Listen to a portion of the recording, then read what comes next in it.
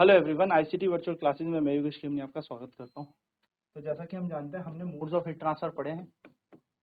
Modes of heat transfer यानी कि हम कह सकते हैं ऊष्मा संचार के तरीके हमने पढ़े। तो यहाँ पर हमने 3 तरीके पढ़े हैं। सबसे पहला जो तरीका हमने देखा था वो देखा था कंडक्शन यानी कि चालन की प्रक्रिया। दूसरा हमने देखा था यहाँ पर कन्वेक्शन यानी कि संवहन की प्रक्रिया। और तीसरा हमने यहाँ पर जो तरीका देखा वो देखा रेडिएशन यानी कि विकिरण की प्रक्रिया। ये 3 हमने चीजें यहाँ पर देखी। अगर हम यहाँ पर बात करें तो चालन में क्या होते हैं पार्टिकल। अगर हम बात करें इनके बीच डिफरेंस की, इनके बीच अगर हम डिफरेंस देखें छोटा सा, कंडक्शन चालन, कन्वेक्शन संवहन और रेडिएशन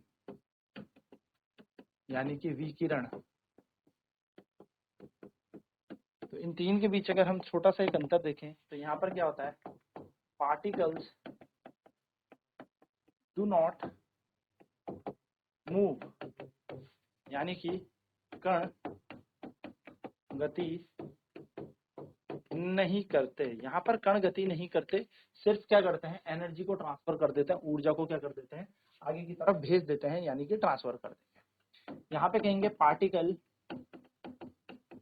मूव, यहाँ पर कण मूव करते हैं, गति करते हैं। कहाँ से करेंगे, बल्क से एक सतह की तरफ करेंगे यानी कि यहाँ पे कण गति करते हैं, कण गति करते हैं। और उसी तरीके से अगर मैं विकिरण की बात करूं, रेडिएशन की, तो यहाँ पर हो जाएगा फास्टेस्ट वे। यहाँ पर देखो कण की माध्यम की जरूरत ही नहीं यानी कि कण की यहाँ पर कोई नीड ही नहीं है। तो fastest way of heat transfer, ये सबसे ऊष्मा संचारण का सबसे तेज तरीका ये होता है। ठीक है, सबसे तेज तरीका होता है ऊष्मा संचारण का। कौन, हमारे पास रेडिएशन। तो ये 3 चीजें हमारे पास है। नेक्स्ट अगर बात करें तो कहाँ देखने को मिलेगा, तो कंडक्शन हमें कहाँ देखने को मिलेगा, सॉलिड्स में। कहीं कहीं लिक्विड पे भी मिलता है, पर सॉलिड यानी कि ठोस में हमें ये देखने को मिलेगा। ठोस पदार्थ या हम कह सकते हैं ठोस पदार्थ पे ये हमें देखने को मिलता है। इन लिक्विड्स यानी कि तरल में हमें देखने को मिलेगा, तरल में हमें क्या देखने को मिलेगा, कन्वेक्शन यानी कि तरल पदार्थों में हमें क्या देखने को मिलेगा, संवहन मिलेगा। और विकिरण जो मिलता है वो कहाँ मिलता है, इन गैसेस, गैस में मिलेगा आपको। यानी कि अगर गैस नहीं भी है तो भी चलेगा, इसको मटेरियल मीडियम की आवश्यकता होती ही नहीं। तो यानी कि हम कह सकते हैं नो मीडियम इज रिक्वायर्ड यानी कि माध्यम की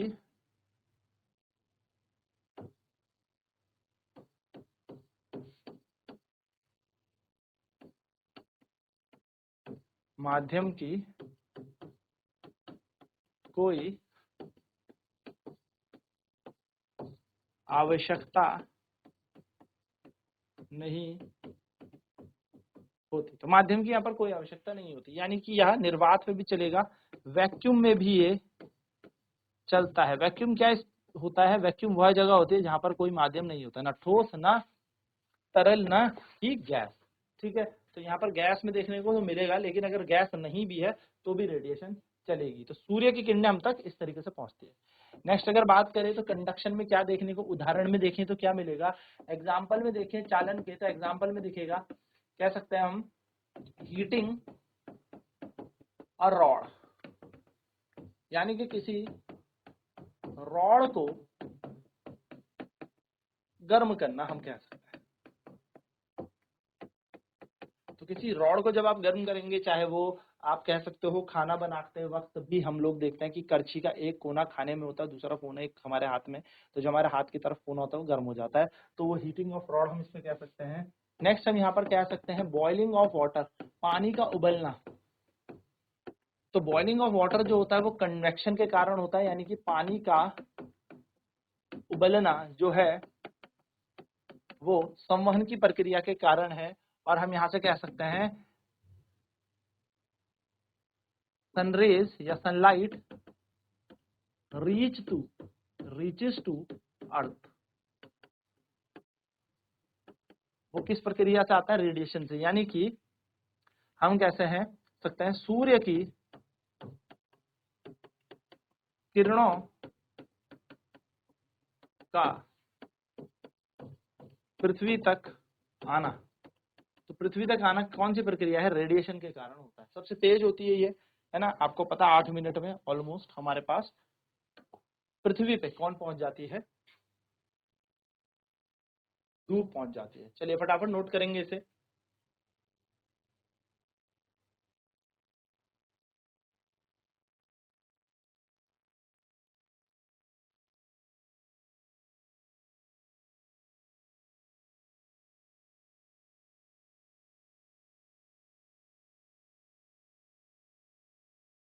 तो बेसिकली कंडक्शन यानी कि चालन की प्रक्रिया में होंगे जिसमें कण यहाँ पर गति नहीं करेंगे, कण यहाँ पर गति नहीं करते। कन्वेक्शन में पार्टिकल मूव करते हैं, कण गति करते हैं। विकिरण यानी कि फास्टेस्ट वे है ये। यहाँ पर देखो, यहाँ पर कण तो नहीं होंगे क्योंकि धूप हम तक पहुंच रही है, तो रास्ते में कण नहीं होंगे, कुछ नहीं होगा, नॉर्मली ये पहुंच रहा है, तो यानी कि इसको माध्यम की आवश्यकता नहीं है, तो यहाँ पे कणों का भी इतना रोल प्ले होगा नहीं। तो fastest way of heat transfer यानी कि ऊष्मा संचारण का सबसे तेज तरीका कौन सा है? विकिरण होता है। यदि अगर हम इस पे बात करें तो कहाँ आपको कंडक्शन देखने को मिलेगा, यानी कि चालन कहाँ देखने को मिलेगा? ठोस पदार्थों में आपको चालन मिलेगा। उसी तरीके से इन लिक्विड यानी कि तरल पदार्थ की मैं बात करूं तो लिक्विड में हमको क्या देखने को मिलता है? तो लिक्विड में हमें तरल पदार्थों में हमें कन्वेक्शन यानी कि संवहन मिलेगा। और गैस की बात करें तो गैस में हमें सिर्फ क्या मिलता है? गैस में हमें रेडिएशन मिलेगा। इसमें कोई माध्यम रिक्वायर्ड होता नहीं है, माध्यम की आवश्यकता ही नहीं है। ठीक है, तो माध्यम की कोई आवश्यकता नहीं होती। यहाँ पर वैक्यूम या निर्वात में हम बेसिकली इसको यूज कर सकते हैं, या फिर बेसिकली ये निर्वात में चल सकता है। ठीक है, तो सॉलिड लिक्विड हो कोई बात नहीं, लेकिन अगर गैस की बात हो, गैस नहीं भी हो, माध्यम कुछ हो ही ना रास्ते में, निर्वात हो, एकदम कंप्लीट वैक्यूम हो, तो भी रेडिएशन के थ्रू हीट हम तक पहुंच सकती है। जैसे आपने कई बार देखा होगा आग जल रही है। अब एक उदाहरण मैं आपको यहाँ पर दूं, ठीक है, पहले फिर मैं आग वाला एग्जांपल भी देता हूँ। हीटिंग ऑफ रॉड, रॉड को गर्म करना। अगर हम किसी रॉड को गर्म करेंगे तो उसका एक कोना इधर होगा, एक कोना इधर होगा, विदाउट टचिंग। इस एंड को हम अगर हीट दें, इस कोने को अगर हम ऊष्मा का संचारण करें, तो ऊष्मा क्या करेगी? इस दूसरे कोने बी पर पहुंच जाएगी, ए बिंदु से दूसरे बिंदु पे। तो हम कह सकते हैं ये जो है कंडक्शन की प्रक्रिया है। कौन सी है? ये है हमारे पास कंडक्शन, यानी कि हमारे पास चालन की प्रक्रिया। बॉइलिंग ऑफ वाटर, पानी का उबलना। तो पानी का जो उबलना है बेसिकली वो किसका प्रक्रिया है? संवहन की। क्योंकि पानी जब उबलता है तो इसके अंदर जो छोटे छोटे कण बल्क में होते हैं, यानी कि जो नीचे बैठे होते हैं, वो सरफेस की तरफ भागते हैं, और सरफेस के कण क्या आते हैं? बॉटम की तरफ आ जाते हैं। इस तरीके से क्या होता है कि यहाँ पर हमारा कंडक्शन देखने को मिलता है, कन्वेक्शन देखने को मिलता है।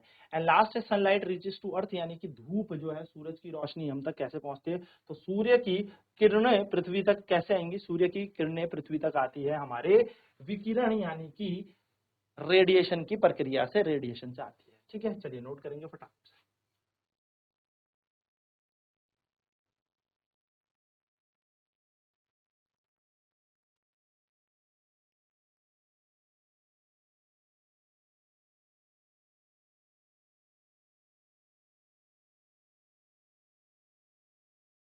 चलिए तो इस पे क्वेश्चन देखते हैं। क्वेश्चन है,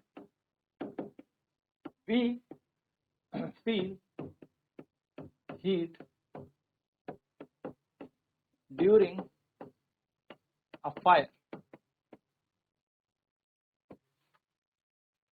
हमें जब आग लगती है तो गर्मी महसूस होती है, ऊष्मा महसूस होती है। यानी कि हमें आग से गर्मी महसूस होती है। क्या हम इसको कह सकते हैं? वाई डू, हम इसको कह सकते हैं वाई डू, थोड़ा सा इसको इधर लिख लेते हैं। ठीक है, यहाँ पे लिख देंगे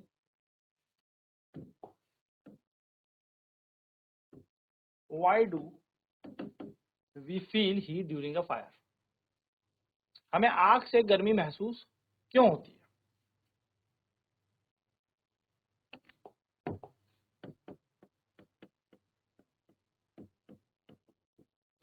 जब हमारे आसपास आग हो तो हमें गर्मी महसूस क्यों होती है? यह हमारा प्रश्न है। ऑप्शन है इसका पहला, ऑब्जेक्टिव टाइप क्वेश्चन है, ड्यू टू कंडक्शन। दूसरा, ड्यू टू कन्वेक्शन। तीसरा, ड्यू टू रेडिएशन। और चौथा ऑप्शन यानी कि फोर्थ एमसीक्यू है, नन ऑफ दीज।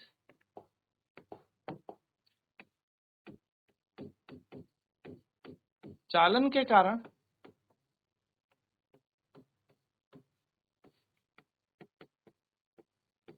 संवहन के कारण,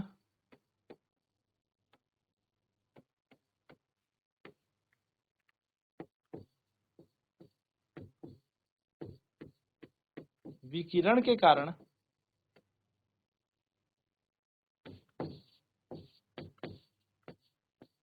इनमें से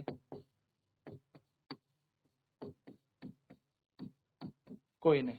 ठीक है, तो बताइए क्या इसमें आंसर होगा?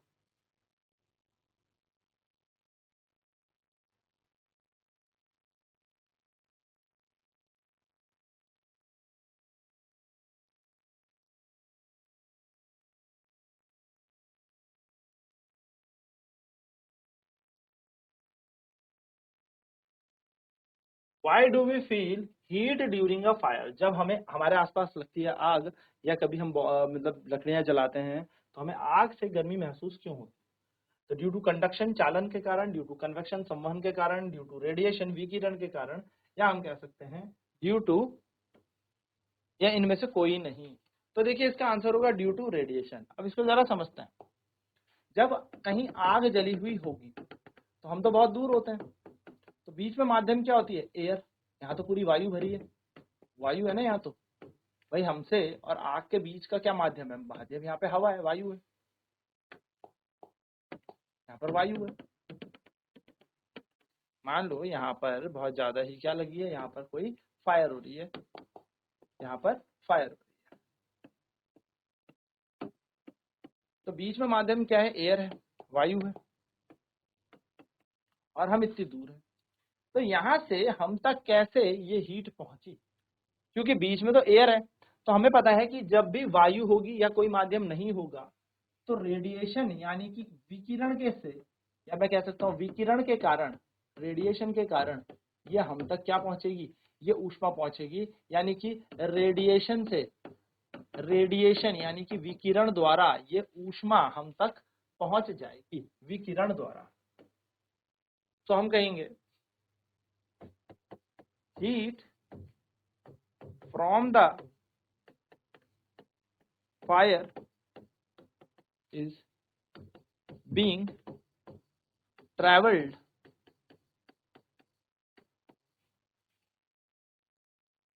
in the air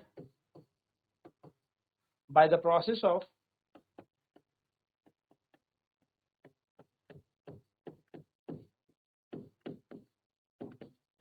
radiation.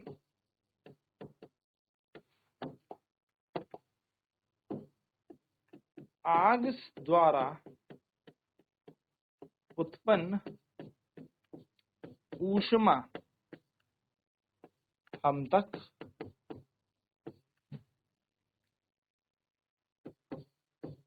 विकिरण प्रक्रिया या प्रक्रिया द्वारा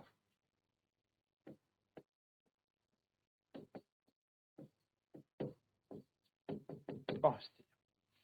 तो विकिरण की प्रक्रिया द्वारा ये हीट जो है यहाँ से हम तक पहुंचेगी। बीच में कोई माध्यम नहीं है, बीच में माध्यम है वायु, यानी कि एयर यहाँ पर है।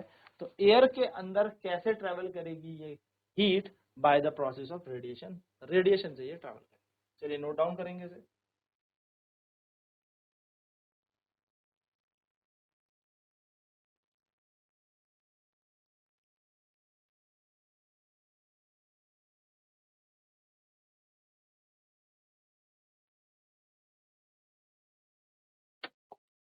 नेक्स्ट क्वेश्चन,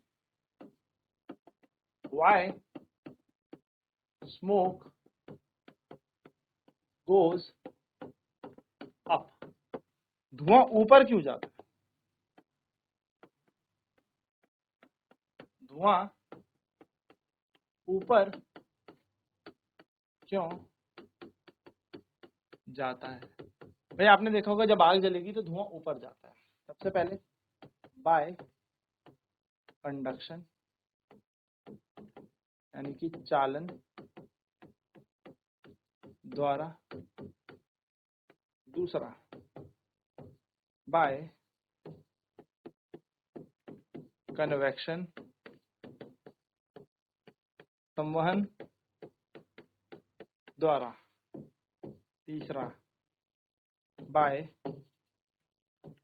रेडिएशन विकिरण द्वारा, चौथा नन, कोई नहीं।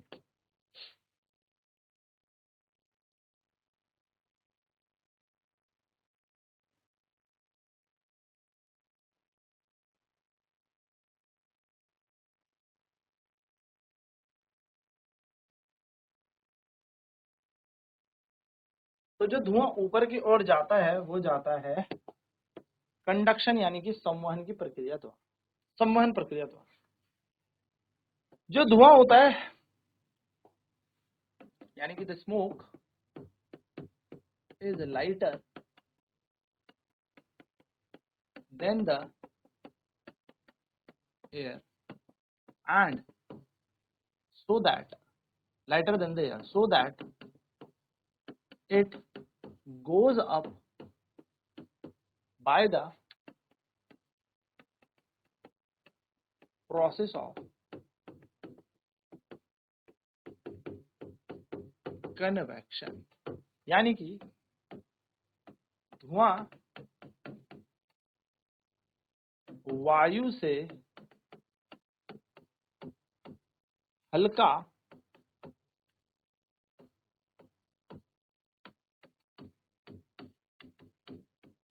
धुआं वायु से हल्का होता है, इसलिए वह संवहन की प्रक्रिया द्वारा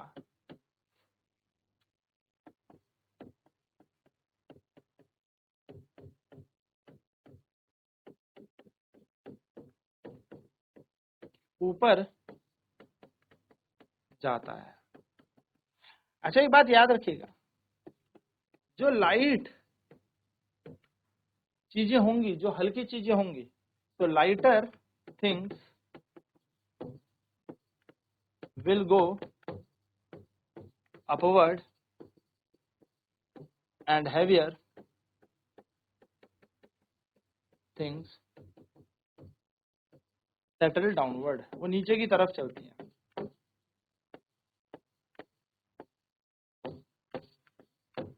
यानी कि हल्की वस्तुएं